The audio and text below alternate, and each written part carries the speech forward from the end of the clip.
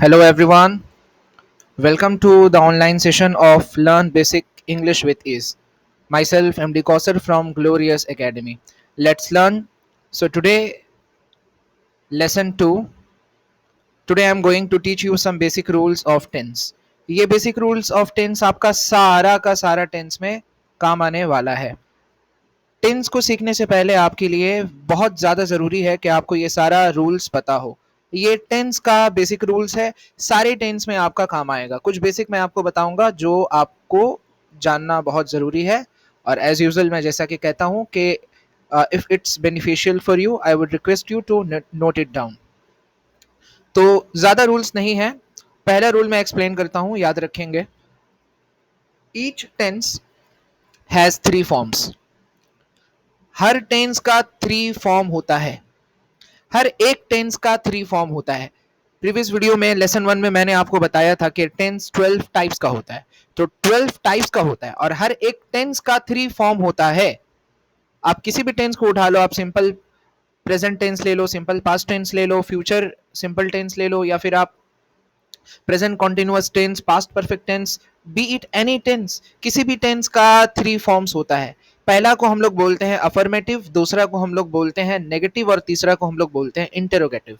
समझने के लिए सिंपल में आप याद रख लो, इंटेरोगेटिव टेंस का मतलब यस वाला टेंस, नेगेटिव टेंस का मतलब नो वाला टेंस, और इंटेरोगेटिव टेंस का मतलब जिसमें क्वेश्चन पूछा जाए, जिसमें आपसे सवाल, आप जिसमें सवाल करो. ओके, जो सवाल वाला टेंस होता है उसको हम लोग इंटरोगेटिव टेंस बोलते हैं. एक एग्जांपल ले लीजिए. फॉर एग्जांपल अफर्मेटिव का एक ही हम टेंस का तीन फॉर्म आपको एग्जांपल के तौर पे, ऑल दो अभी हम सारा टेंस का रूल नहीं बताए हैं एक एक करके, बट एक एग्जांपल के तौर पे. For example, I am reading a book. So ये अफर्मेटिव टेंस है. इससे पता चल रहा है कि हाँ मैं कुछ काम कर रहा हूँ. So this is affirmative. I am not reading a book, तो नॉट का मतलब नेगेटिव हो गया कि जी नहीं, मैं बुक रीड नहीं कर रहा हूँ. सो ये इससे पता चल रहा है कि किसी काम के नहीं होने का. सो ये नेगेटिव टेंस है. और एक होता है इंटरोगेटिव टेंस. तो इंटरोगेटिव का मतलब जिसमें हम सवाल करते हैं कि क्या मैं बुक पढ़ रहा हूँ, am I reading the book, क्या मैं बुक पढ़ रहा हूँ. तो उसके लास्ट में क्वेश्चन मार्क लगता है. तो इंटरोगेटिव मतलब क्वेश्चन मार्क वाला, सवाल वाला टेंस. दूसरा rule, all tense contain subject and object. Subject and object सारा टेंस में होता है. सारा टेंस में आपको सब्जेक्ट एंड ऑब्जेक्ट में मिलेगा. वर्ब भी होता है, उसके बारे में आगे हम लोग डिस्कस करेंगे. वर्ब को मैंने अलग रखा है. अच्छा, अब जो सब्जेक्ट होता है वो भी आपको तीन तरह का होता है. सब्जेक्ट भी तीन तरह का होता है. जी हाँ, ये जानना बहुत जरूरी है. सब्जेक्ट भी आपका तीन तरह का होता है. पहला को हम लोग बोलते हैं फर्स्ट पर्सन, दूसरा को हम लोग बोलते हैं सेकंड पर्सन, और एज यूजुअल तीसरा को हम लोग बोलते हैं थर्ड पर्सन.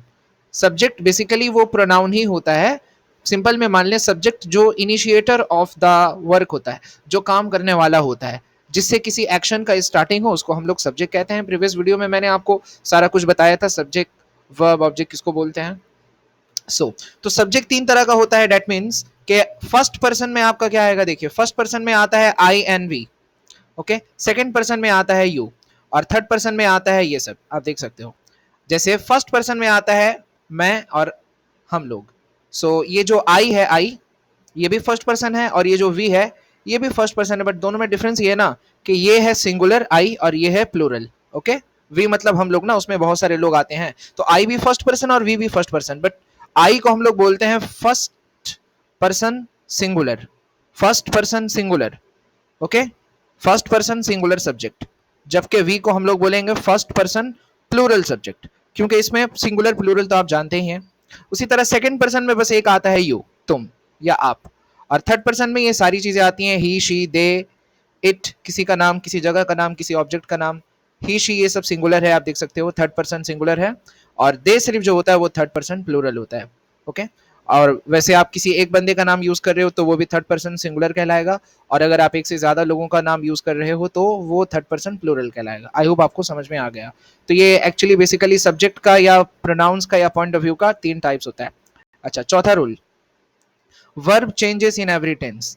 वर्ब होता तो हर टेंस में है, लेकिन ये चेंज होते रहता है रूल के हिसाब से. पांचवा rule, each tense has different helping verb. जिस तरह से अलग अलग टेंस में वर्ब अलग होता है, उसी तरह से अलग अलग वर्ब के साथ अलग अलग हेल्पिंग वर्ब भी यूज होता है. ये आपको डिटेल में तब पता चलेगा जब आप एक एक टेंस को सीखोगे. और आखिरी और सबसे इंपॉर्टेंट रूल, वर्ब से रिलेटेड मैं आपको समझाना चाहता हूं। Verb is a chameleon. Verb एक गिरगिट होता है, गिरगिट। मैं वर्ब को गिरगिट इसलिए बोलता हूं क्योंकि जिस तरह से गिरगिट अपना रंग बदलता है ना, अपना फॉर्म फॉर्म तो नहीं बदलता, रंग बदलता है, वर्ब भी अपना पूरा शेप और फॉर्म बदल देता है। तो वर्ब एक तरह से कैमेलियन हुआ। वर्ब का 5 फॉर्म्स होता है। जी हाँ, वर्ब का 5 फॉर्म्स होता है।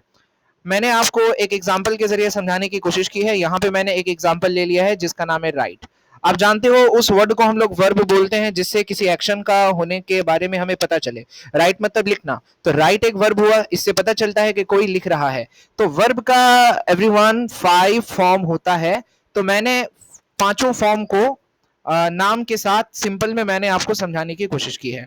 वर्ब का जो पहला फॉर्म होता है, हर वर्ब का 5 फॉर्म होता है, याद रखेंगे। वर्ब का जो पहला फॉर्म होता है वो उसका बेसिक फॉर्म कहलाता है। जैसे राइट, सेल, रीड, ये सारा वर्ब है। वर्ब का जो दूसरा फॉर्म होता है ना, उसको हम लोग कहते हैं सिंपल पास्ट फॉर्म। ठीक है। और वर्ब का जो तीसरा फॉर्म होता है उसको हम लोग बोलते हैं पास्ट पार्टिसिपल फॉर्म।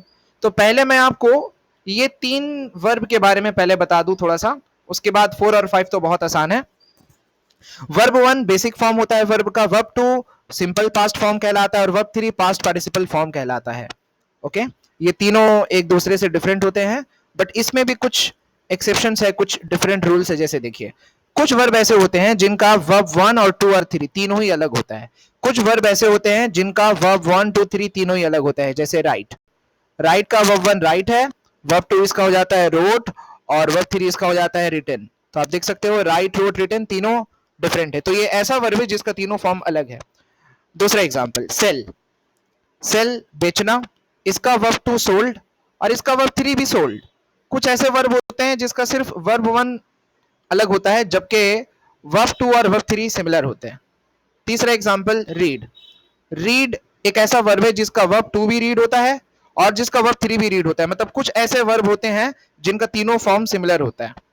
अब एक यूनिक केस देख लीजिए, कम। ये एक ऐसा वर्ब है जिसका वर्ब 1 और वर्ब 3 मैच कर रहा है जबकि वर्ब 2 डिफरेंट है। तो ऐसे बहुत कम होते हैं, ठीक है, बट ऐसे भी वर्ब होते हैं। और मेजॉरिटी जो वर्ब होते हैं उनका वर्ब 2 और वर्ब 3 बनाने के लिए आपको लास्ट में ईडी लगा लेना पड़ता है, ईडी, तो वो वर्ब 2 वर्ब 3 बन जाता है। तो बेसिकली बहुत मतलब मैक्सिमम जो वर्ब होते हैं उसमें ईडी लगा के आप बना सकते हो वर्ब 2 वर्ब 3, बट सब वर्ब में नहीं। तो आपको टेंस सीखने से पहले थोड़ा वर्ब का बेसिक नॉलेज गेन कर लेना आपके लिए बेटर होगा। मैं इस वीडियो का डिस्क्रिप्शन में या फिर कमेंट सेक्शन में मैं आपको कुछ वेबसाइट्स का लिंक शेयर करूंगा। आप उस वेबसाइट में जा करके बहुत सारा वर्ब सीख सकते हैं, ठीक है।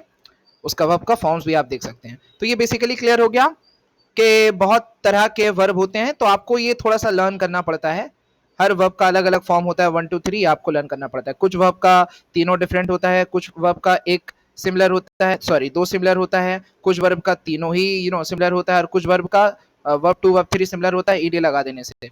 वर्ब 4 और वर्ब 5 भी होता है। बेसिकली किसी भी वर्ब में अगर हम लोग एस ऐड कर देते हैं, इसमें मैंने आपको सिंपल में डिटेल में नहीं गए, किसी भी वर्ब में अगर आप एस ऐड कर देते हो तो वो उसका 4th फॉर्म बन जाता है। जैसे राइट में एस लगा देंगे तो राइट्स, ओके। उसी तरीके से एस और ई एस भी कभी कभी लगाया जाता है, कुछ कुछ स्पेसिफिक केसेस में ई एस भी लगाया जाता है, ठीक है। जैसे डाई, तो डाई डी आई, उसमें ऑलरेडी आपका ई है, लेकिन कुछ कुछ ऐसे होते हैं जिसमें आपको लास्ट में ई एस लगाना पड़ता है डिपेंडिंग ऑन द सिचुएशन, ठीक है। उसके बाद आता है वर्ब 5। वर्ब 5 में आपका आईएनजी लगता है। किसी भी आप वर्ब 5 का मतलब किसी भी वर्ब में आप आईएनजी जोड़ दो, आपका वर्ब 5 बन जाएगा। For example writing, okay. तो ये सारी चीजें थी बेसिक्स, बेटर होगा आप इसको नोट डाउन करते जाएं। नेक्स्ट वीडियो में मैं इंशाल्लाह ताला आपको simple past tense, simple present tense के बारे में और बाकी सारे टेंस के बारे में मैं आपको बताऊंगा। ओके एवरीवन, आपको अच्छा लगा तो लाइक करें और सब्सक्राइब ज़रूर करें, और जो नीडफुल हैं, जिनको इसकी ज़रूरत है और जो इंटरेस्टेड हैं बेसिक सीखने में, उन तक ज़रूर पहुंचाएं। कोई भी डाउट हो तो प्लीज़ कमेंट सेक्शन में बताएं। Thank you so much everyone.